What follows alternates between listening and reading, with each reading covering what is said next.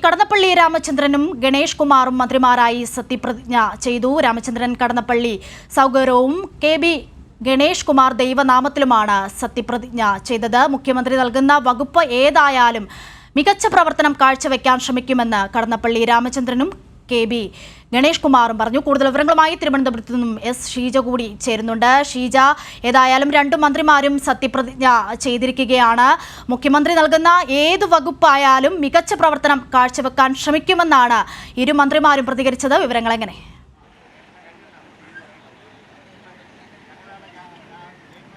തീർച്ചയായും അശ്വതി, ഏതായാലും കൃത്യം 4 മണിക്ക് തന്നെ സത്യപ്രതിജ്ഞാ ചടങ്ങുകൾ ഇവിടെ രാജ്ഭവനിൽ ആരംഭിച്ചിരുന്നു.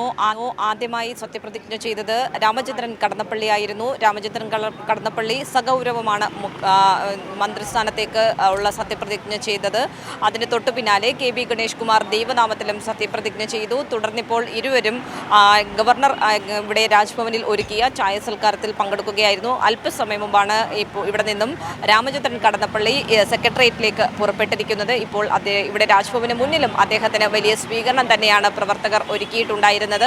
അത് ഏറ്റുവാങ്ങി അദ്ദേഹം ഇവിടെ നിന്നും സെക്രട്ടേറിയറ്റിലേക്ക് ഇപ്പോൾ പോയിട്ടുണ്ട്. അല്പസമയത്തിനകം തന്നെ കെ.ബി. ഗണേഷ് കുമാറും ഇവിടെ രാജ്ഭവന് പുറത്തേക്ക് എത്തും എന്നുള്ളതാണ് അറിയാൻ സാധിക്കുന്നത്. രാജ്ഭവന് പുറത്ത് മാധ്യമങ്ങളെ കാണാനുള്ള സാധ്യതയുണ്ട് എന്നും പറയപ്പെടുന്നുണ്ട്. ഏതായാലും രണ്ടും മന്ത്രിമാരും അവർ സത്യപ്രതിജ്ഞ ചെയ്യുന്നതിന് മുൻപ് തന്നെ നമ്മൾ അവിടെ സത്യപ്രതിജ്ഞയ്ക്കായി എത്തിയപ്പോൾ തന്നെ നമ്മൾ അവരോട് പ്രതികരണം ആരാഞ്ഞിരുന്നു. വകുപ്പ് ഏതാണെങ്കിലും മുഖ്യമന്ത്രി നൽകുന്ന വകുപ്പ് അതിൽ കൃത്യമായ രീതിയിൽ പ്രവർത്തിക്കുന്നതായിരിക്കും. വകുപ്പ് ഏതാണെങ്കിലും ആ വകുപ്പിൻ്റെ മികച്ച നേട്ടത്തിന് വേണ്ടിയും ജനങ്ങൾക്ക് വേണ്ടിയുമായിരിക്കും ഞങ്ങളുടെ പ്രവർത്തനം. LDFിൻ്റെ മികച്ച മുന്നോട്ട് പോക്കിന് വേണ്ടി ജനങ്ങൾക്കൊപ്പം നിന്നുകൊണ്ടുള്ള ഭരണം അത് തന്നെയായിരിക്കും ഞങ്ങളുടെ ഭാഗത്ത് നിന്നുണ്ടാവുക എന്നുള്ള കാര്യം തന്നെയാണ് രണ്ടുപേരും കൈരളി ന്യൂസിനോടും വ്യക്തമാക്കിയിട്ടുണ്ടായിരുന്നത്. ഏതായാലും വലിയൊരു സാന്നിധ്യം തന്നെയാണ്, നിരവധി പേരുടെ സാന്നിധ്യമാണ് ഇവിടെ ഈ ഒരു സത്യപ്രതിജ്ഞ ചടങ്ങിന് വേണ്ടി ഉണ്ടായിരുന്നത്.